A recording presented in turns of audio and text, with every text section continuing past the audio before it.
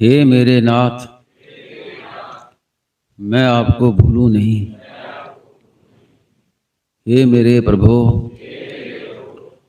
मैं आपको भूलूं नहीं। हे मेरे स्वामिन, मैं आपको भूलूं नहीं। श्रीमन नारायण नारायण नारायण श्रीमन नारायण नारायण श्रीमन नारायण नारायण नारायण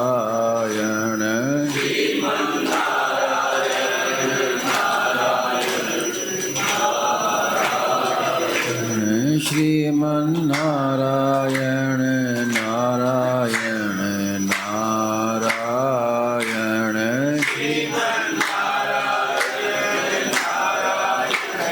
नारायण श्रीमन नारायण नारायण नारायण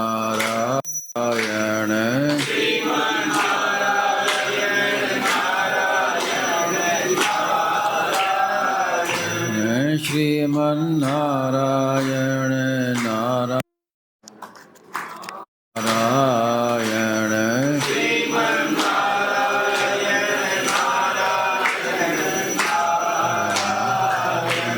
श्रीमन नारायण नारायण श्रीमन नारायण नारायण श्रीमन नारायण नारायण नारायण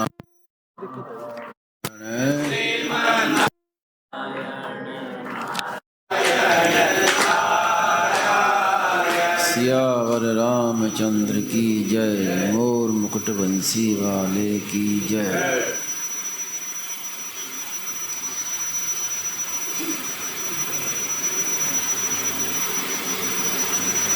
जब से भगवान का अंश भगवान से विमुख होकर संसार के सम्मुख हुआ, तब से कितने जन्म बीत गए, कितनी योनियां बीत गई, लेकिन भगवान तब से प्रतीक्षा कर रहे हैं कि ये कब मेरे सम्मुख होगा।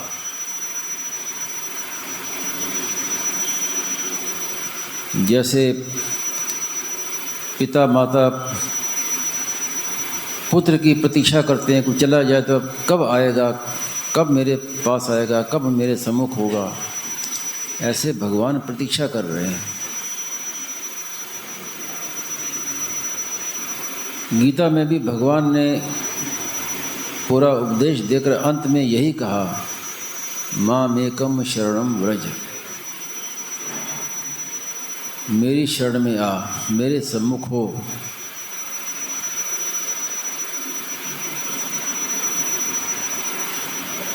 तो इस प्रकार भगवान के भीतर की जो प्रतीक्षा है, भूख है, उसको मिटाने के लिए ये सत्संग है। और संपूर्ण सत्संग की सार बात स्वामी जी महाराज ने बताई कि हे नाथ, मैं आपका हूँ।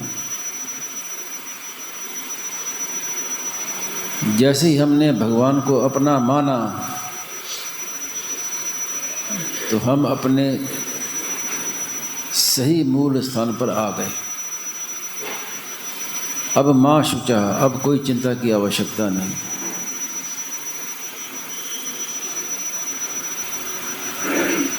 वास्तव में देखा जाए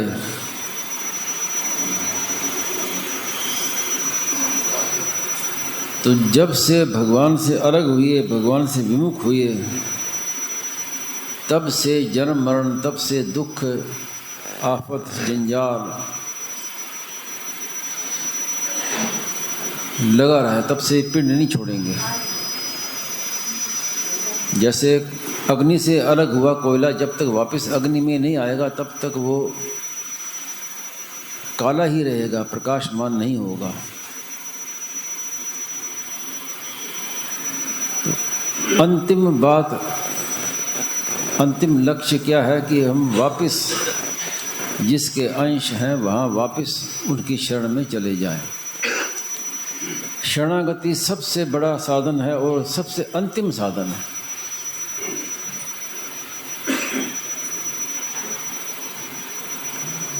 हे नाथ, हम आपके हैं, इसके बाद कुछ बाकी रहता नहीं।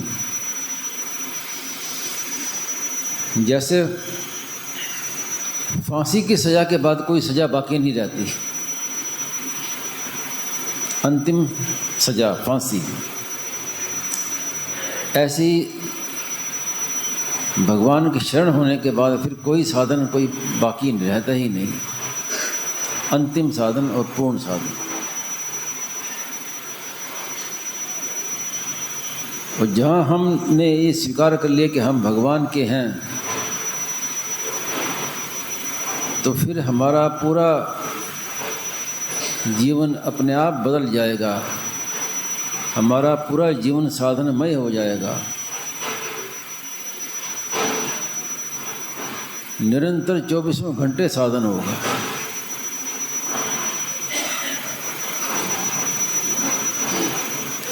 जैसे अभी इतने दिन सत्संग हुआ और ये आज अंतिम सत्र है ये सत्संग का, और स्वामी महाराज ने भी यही कहा कि कितने पाठ नवा प्राण हुआ, सत्संग हुआ, सब हुआ, तो सबका अंतिम सार क्या हुआ, जिसको हमें यहाँ से स्वीकार करके पकड़ लेना है और फिर यही साथ यही लेकर जाना है कि हम भगवान के हैं। प्राय शिकायत रहती है सत्संगियों की कि जब तक सत्संग में हैं तब तक तो बातें समझ में आती हैं, लेकिन जब घर जाते हैं तो फिर वापस फंस जाते हैं, भूल जाते हैं।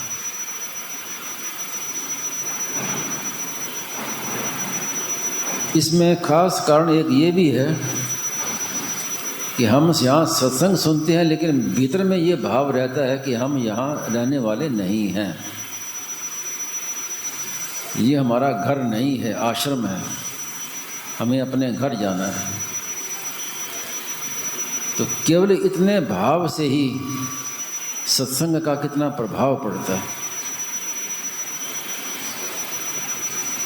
और घर जाने पर क्या क्यों भूल जाते हैं कि ये भूल जाते हैं कि हम अपने घर आ गए, ये है खास भूल। फिर कहते हैं कि भी ये मन सत्संग की वैसी बातें, वैसे भाव रहा नहीं। जो भाव यहाँ पर है वही भाव अपने घर पे कर लें कि यहाँ से हमें जाना है, हम यहाँ के रहने वाले नहीं हैं। घर में जैसे यहाँ ये भाव है ना कि हम आश्रम में बैठे हैं, घर में भी जाकर यही भाव रखें कि हम राम सेवा आश्रम में बैठे हैं, अभी हमारा घर आया नहीं है। इतना भाव होने मात्र से आपका जीवन बदल जाएगा, सत्संग की बातें धारण होने लगेंगी।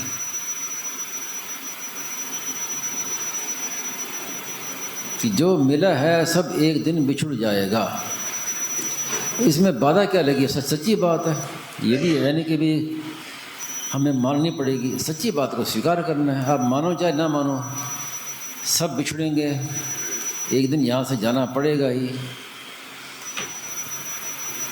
तो इसलिए इस धोखे में मत लें कि हम अपने घर पे हैं। यही समझें कि अभी हम यात्रा में ही हैं, अभी हम बाहर ही हैं, हमें अपने घर जाना है। कौन सा घर? कि हम भगवान के हैं। तो हमारा असली घर वही घर है जो भगवान का घर है।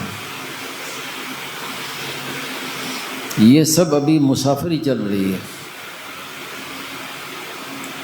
इसकी सजगता रखनी है। इसके लिए स्वामी जी महाराज ने पंचामृत कहा। अगर पंचामृत को आप समझ लें तो चाहे यहाँ रहें चाहे घर में रहें, कोई अंतर नहीं पड़ेगा।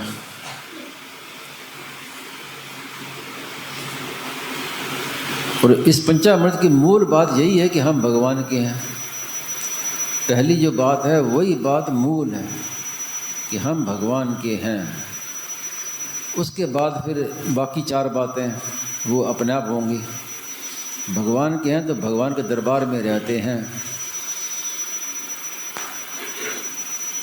अपने को ये मत समझिए कि हम संसार में रहते हैं, हम संसारी नहीं हैं, हम भगवान के हैं और भगवान के धाम में रहते हैं। और ऐसी भी कईयों की धारणा है कि भगवान का धाम कोई जगह होगी। जब तक हमारी दृष्टि में संसार की सत्ता है तब तक ये भावना रहती है कि जैसे हम पृथ्वी है, संसार है, ऐसे ही मरने के बाद भगवान के धाम में जाएंगे, कोई धाम भी कोई ऐसा लोक होगा।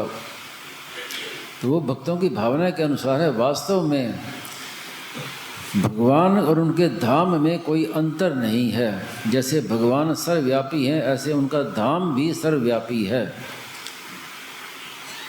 वास्तव में हम भगवान के धाम में ही बैठे हैं। ये हमारी भूल है कि हम मानते कि हम संसार में बैठे हैं।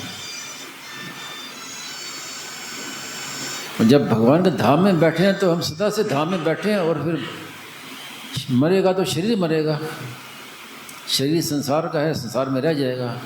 लेकिन हम तो भगवान के धाम में हैं, हम क्यों मरेंगे?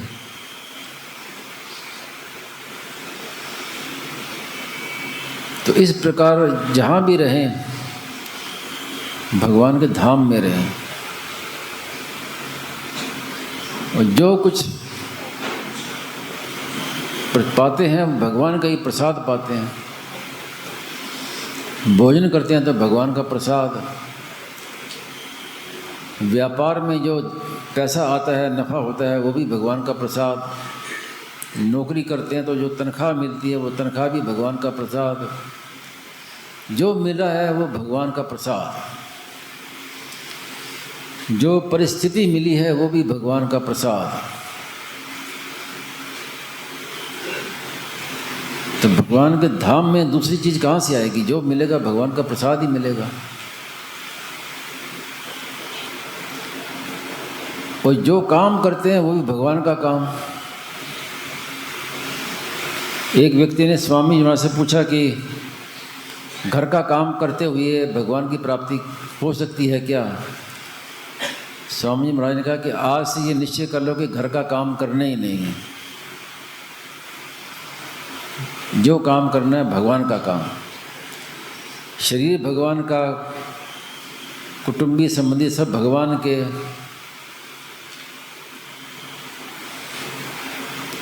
तो भगवान के ही जनों की सेवा कर रहे हैं, भगवान का ही काम कर रहे हैं। घर में भी जो कार्य करते हैं, गृह कार्य,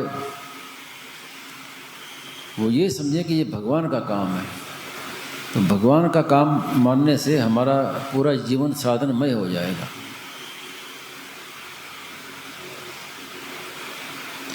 और किसी को कुछ भी हम देते हैं, सेवा करते हैं, सहायता करते हैं, तो भगवान की दी हुई चीज़ से ही दूसरे की सेवा करते हैं। क्योंकि संसार में हम आए तो कुछ भी साथ लाए नहीं, एक शरीर भी साथ में नहीं लेके आए तो और तो कहना ही क्या। और जब जाएंगे तो शरीर भी साथ नहीं जाएगा, वो भी यहीं छोड़ना पड़ेगा। तो जो कुछ हमें मिला है, अगर हम उससे किसी की सेवा करते हैं तो हमारा क्या खर्चा हुआ? हमने उसको क्या दिया? हमारी चीज़ तो कोई है ही नहीं। जो संसार से मिला है उसी को संसार को वापस लगाना है।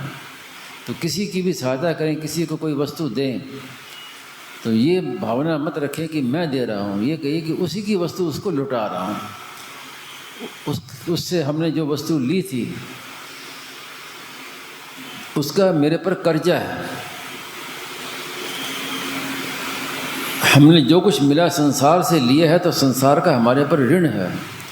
और जब तक ऋण रहेगा तब तक मुक्ति नहीं होगी। ऋणी आदमी की मुक्ति नहीं होती। तो ऋण चुकाना है, जिसकी वस्तु उसी को देना है, तो हमारा ऋण चुक जाएगा। तो भगवान के दिए प्रसाद से भगवान के जनों की सेवा करनी है।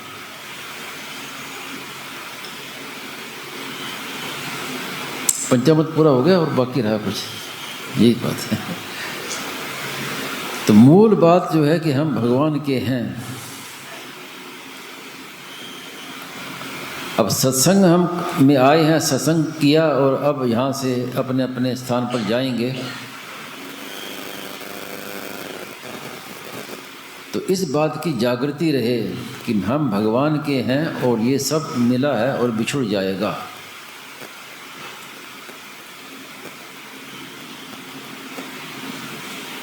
स्वामी जी महाराज ने एक बार कहा कि सत्संग का भी कुसंग नहीं करना। तो हमने आश्चर्य किया भी सत्संग का भी कुसंग होता है क्या? महाराज ने कहा हाँ, उसका भी कुसंग होता है कि हम सत्संगी हैं, दूसरा सत्संगी नहीं है। हम जानते हैं, दूसरा हमसे नहीं जानते। इस प्रकार दूसरे में हीन भावना, ये सत्संग का भी ये कुसंग है। ये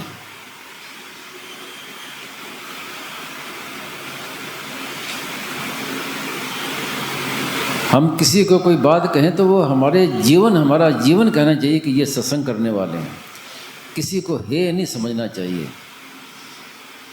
स्वामी महाराज ने यहाँ तक कहा है कि मैं जब वक्ता जब बोलता है, प्रवचन करता है, तो ये सोच के नहीं करना चाहिए कि दूसरे अनजान है और मैं उनको ज्ञान दे रहा हूँ, दूसरे ना समझ है मैं उनको समझा रहा हूँ। ये भाव नहीं रखना चाहिए। भाव ये रखना चाहिए कि मेरे भीतर राग था, कहने का राग था, तो भगवान ही श्रोता बन के मेरे सामने आए मेरा राग मिटाने के लिए। जब वासुदेवा सर्वम मान लिया तो उसमें अब वक्ता श्रोता अलग कहाँ रहे? कहने वाले भी भगवान, सुनने वाले भी भगवान।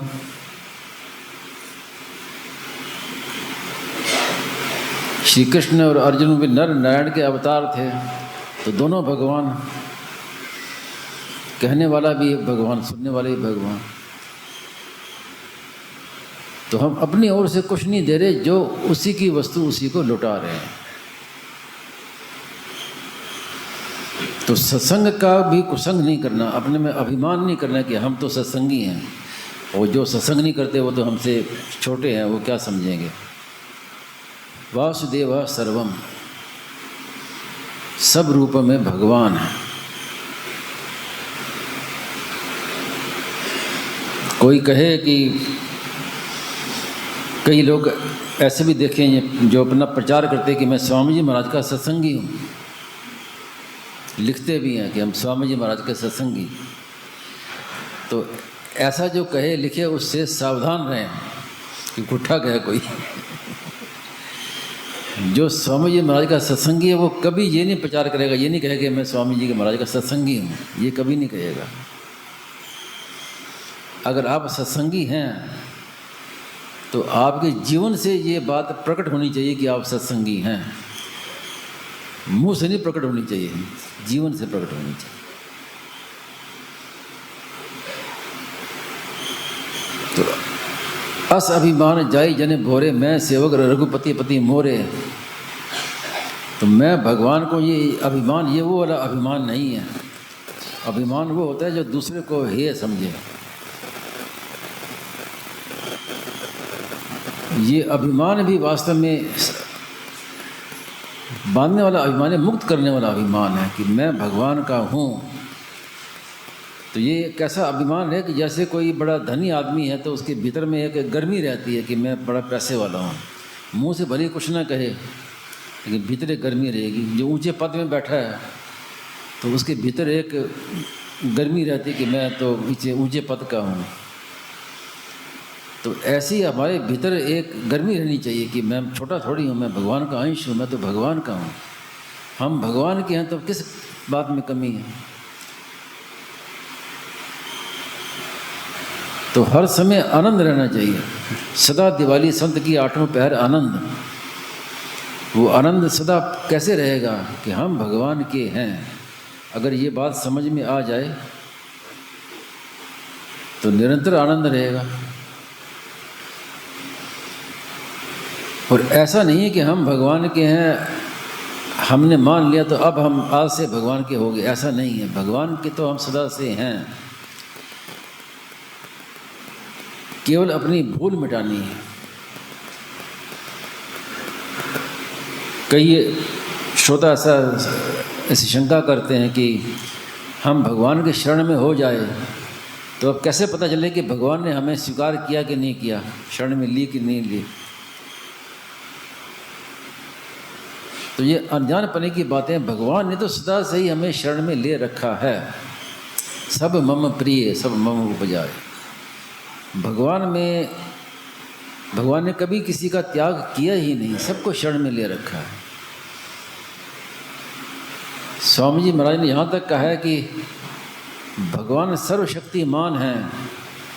सर्वशक्तिमान होते हुए भी भगवान में ये शक्ति नहीं है कि आपका त्याग कर सकें। तो भगवान ने तो हमें स्वीकार कर रखा है, हमें अपनी भूल मिटानी है। भगवान हमें नहीं भूले, भगवान हमें भूले नहीं हैं। इसकी क्या पहचान कि हमें कहीं भी टिकने नहीं देते, निरंतर अपनी ओर खींच रहे हैं। कोई भी परिस्थिति आप देखें तो कोई भी निरंतर नहीं रहती, कोई वस्तु निरंतर नहीं रहती। भगवान निरंतर उसका वियोग करा रहे हैं, आपका संसार का निरंतर वियोग हो रहा है। इसका कारण ये है कि भगवान हमें खींच रहे हैं। तो भगवान ने तो सबको अपनी शरण में ले रखा है। और यहाँ तक कहा है संतों ने कि भगवान प्रतीक्षा करते हैं कि ये मुझे अपना कहे। और जब हम कहते हैं कि हे नाथ मैं आपका हूँ, तो भगवान को बड़ी प्रसन्नता होती है। अब ये बात तो संत ही कह सकते हैं जिनको अनुभव है। हम कैसे कहें कि भगवान प्रसन्न हो रहे कि नहीं हो रहे, हमें तो पता नहीं चलता। लेकिन स्वामी महाराज ने एक कहा था कि ये रहस्य की बात है कि आप कहते कि मैं भगवान, हे नाथ मैं आपका हूँ, तो भगवान को प्रसन्नता होती है। ये रहस्य की बात है। तो संतों ने बता दिया ना, भगवान जो हम नहीं जान सकते, संतों ने बता दिया। तो जैसा अब हम क्या है कि रात दिन यही सुनते हैं तो हमें लगता है कि बार बार सुनी बात मामूली बात है। वास्तव में ये साधारण बात नहीं है। संसार में कितने लोगों ने माना है कि हम भगवान के हैं। तो ये भगवान की कृपा से ही भगवान की ये बात हमें मिली है। और जो बात कृपा से मिली है उसका हमें आदर करना है, उसका निरादर नहीं करना है। स्वामी जी महाराज ने कहा कि मीराबाई ने हमें महामंत्र दे दिया। एक महामंत्र दे। महामंत्र क्या कि मेरे तो गिरधर गोपाल दूसरों ना कोई। भगवान मेरे हैं और संसार भी भगवान का ही है, तो उसकी सेवा करनी है।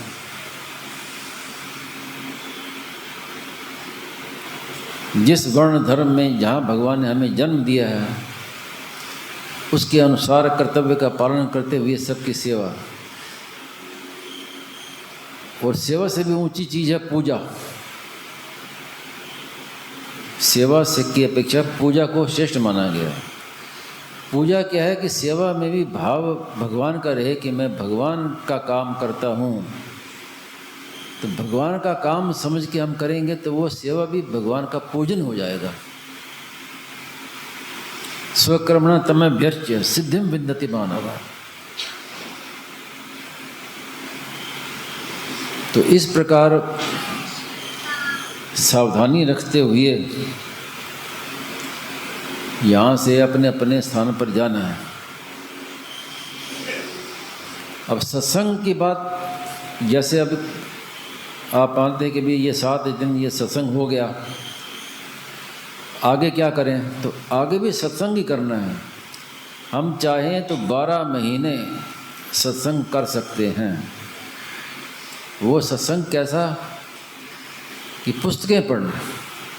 स्वामी जी महाराज से कई बार लोग पूछते थे तो स्वामी जी महाराज यही कहते थे कि आप घर में अपने पुस्तकें पढ़ो, साधक संजीवनी पढ़ो, तो आपको सत्संग मिल जाएगा।